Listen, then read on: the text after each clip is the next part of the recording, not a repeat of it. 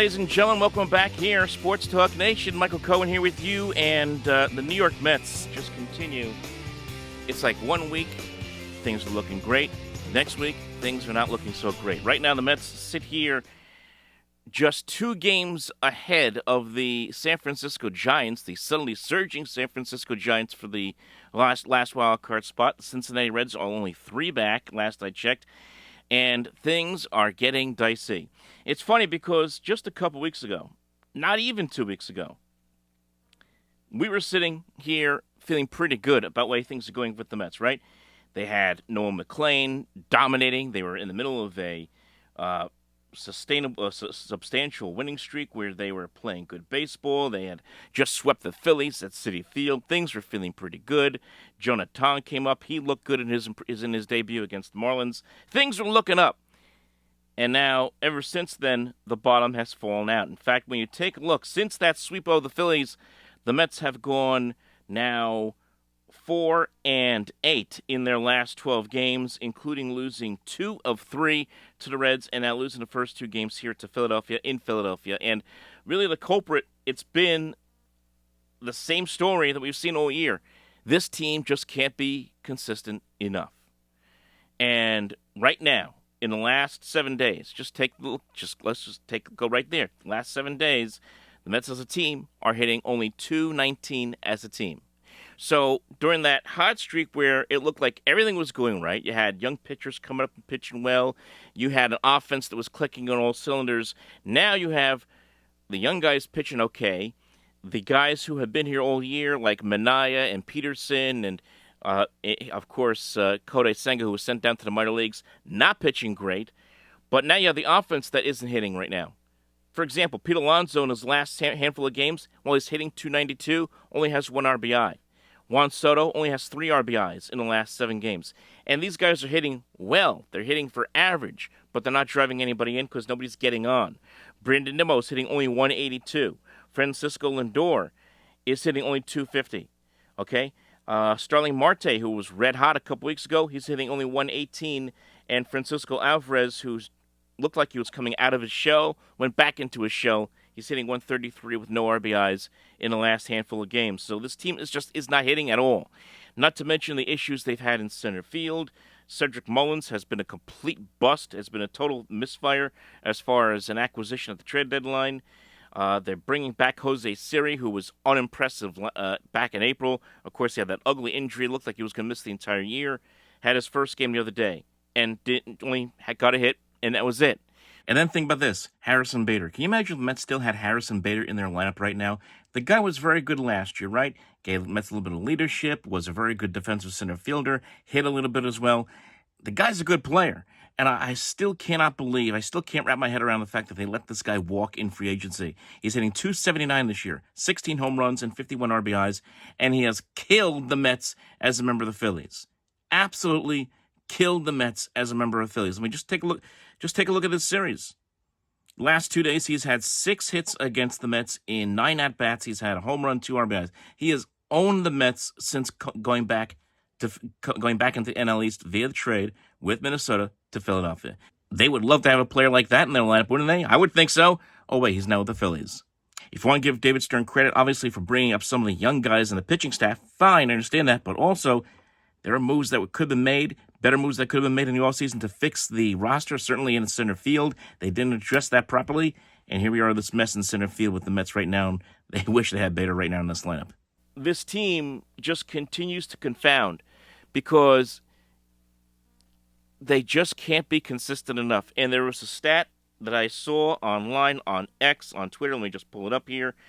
The New York Mets have been among the worst teams in baseball over the last 3 months. This is since June 13th. The Mets are 31-45, a .408 winning percentage since June 13th. The teams that are as bad or worse, the White Sox, the Nationals, the Twins, the Rockies. Those are teams that were eliminated from the playoffs months ago. The Mets are joining those teams right now. So I'm concerned. And look, you saw the other day where you saw Noah McLean go out there, pitch well, didn't have his best stuff. He held the Phillies to just a run over 6 innings, but the Mets couldn't score any runs for him. They would get guys on, couldn't drive anybody home. And last night, of course, another example of that, Mets getting killed 9-3, where they, again, can't score runs for anybody. And they had gotten, let's see here, go over the box score. Okay, look, Shomania didn't pitch well, right? Get 4 runs over 5 innings. The bullpen even worse. Okay, Kyle Schwarber, again, taking the Mets yard. He now has 50 home runs this year. So the Phillies are hitting, and they're hitting a lot, as they usually do at home. Mets have not responded at all in this series up thus far. They still got 2 games in this series, but you have to be concerned. This is now where it gets dicey for this Mets team because, again, the Reds and the Giants are right on their heels. Now, the fortunate thing for the Mets is that they have a head-to-head advantage against the Giants. Thankfully, the Mets swept the Giants back in San Francisco back in July. Thank God for that because otherwise they could be in trouble right now with them.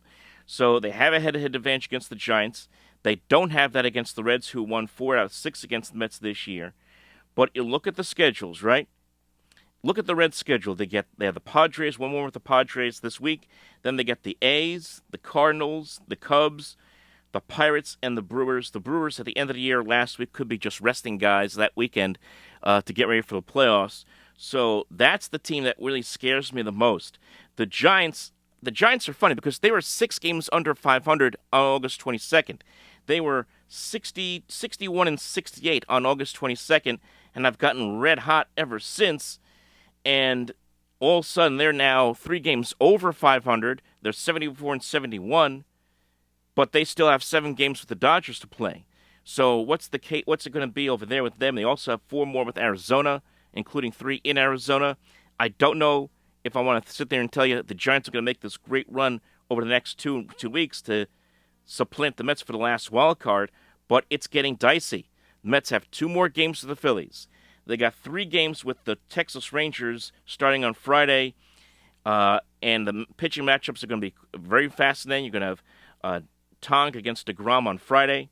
Mets have a TBA, probably going to be Sprout against Corbin on Saturday, and then McClain against Latz on Sunday. That's going to be a fascinating series. So I'm going to be there on Saturday for their the Old Timers Day, I guess you could say. It's going to be a Citi Field versus Shea Stadium Day on Saturday. That's going to be a lot of fun. But then after that series, you get the Padres, who have owned the Mets for a couple of years now. The Cubs on the road in Chicago and the Miami, and we all know the Mets have had their issues with Miami over the years, and they end the season with Miami. So I don't know, folks. It's going to get very, very dicey here.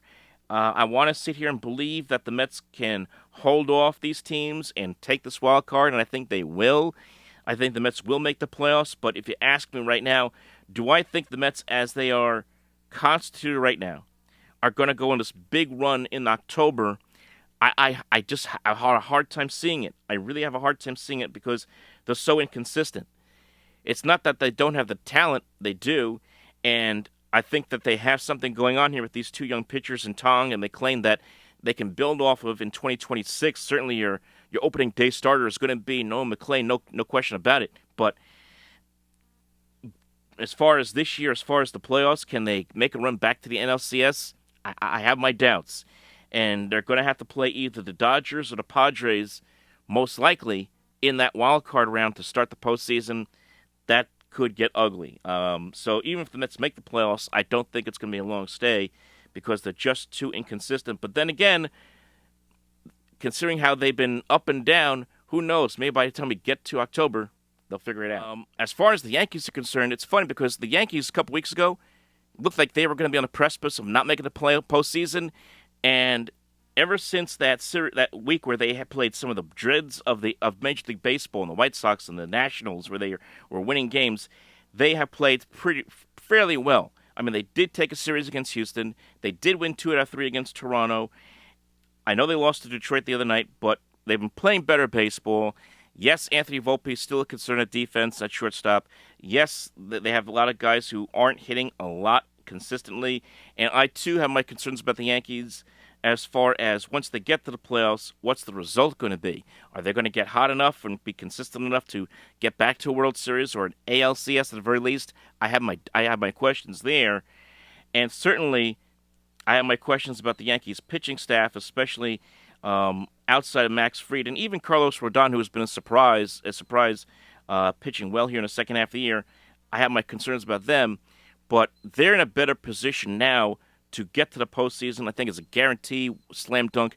They're going to get there as compared to the Mets right now, who are just treading water at the moment and trying to hold off teams that have been mediocre in Major League Baseball. But for either team, getting to the postseason this year is a golden opportunity because there is not one team in baseball this year, not the Brewers, not the Dodgers, not anybody, not the Tigers, who've been hot most of the year this year, that gives you the impression they're going to be a World Series contender this year. I think it's wide open through Major League Baseball. So if you're the Mets, if you're the Yankees, if you can get in and get hot, anything is possible, especially this year in 2025. So we'll see how it goes for the rest of this week, folks. We'll talk to you next time right here on the Sports Dog Nation